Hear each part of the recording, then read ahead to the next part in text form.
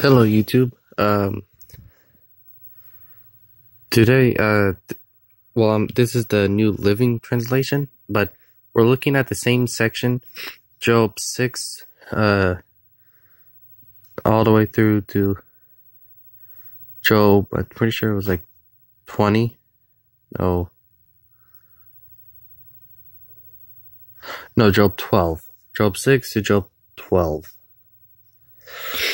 Because I used this section to bring up where the idea that Satan must go through God before he does anything came from.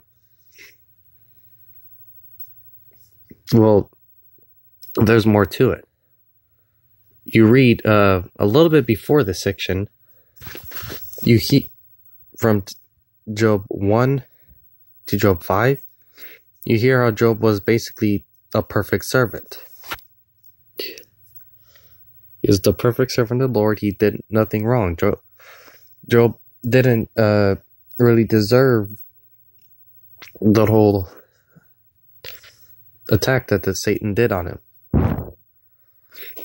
This is in the Old Testament, but basically the way you see it is, just because you are suffering doesn't mean you're suffering because you need a lesson to learn. Just because you are suffering doesn't mean you're suffering because you did something wrong and you're being punished for it.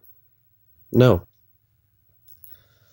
God doesn't want us to suffer. We are in His grace, and whenever we ask Him for forgiveness and all that, He wants us to live a good life. Yes, we're going to end up in heaven, but that doesn't mean He wants us to suffer greatly while we are here.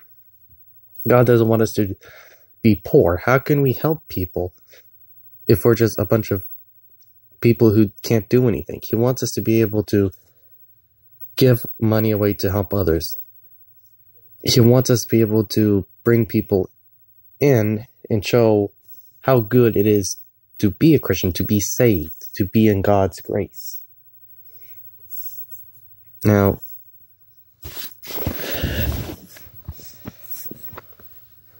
Job kind of suffered, and kind of for us all the way in the book of Job, showing that, yes, people will be able to go and still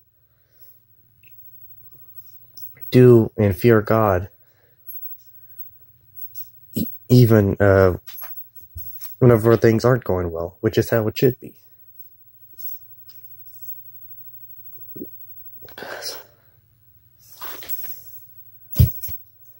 Jesus did all the suffering for us. He dealt with every temptation. He dealt with every suffering. He dealt with everything so that we won't have to. It's basically it. Jesus died so that our sins can be forgiven. We don't need to deal with it through the same thing Job did. This is just something short. Again, another short, simple thing to talk about. Bye.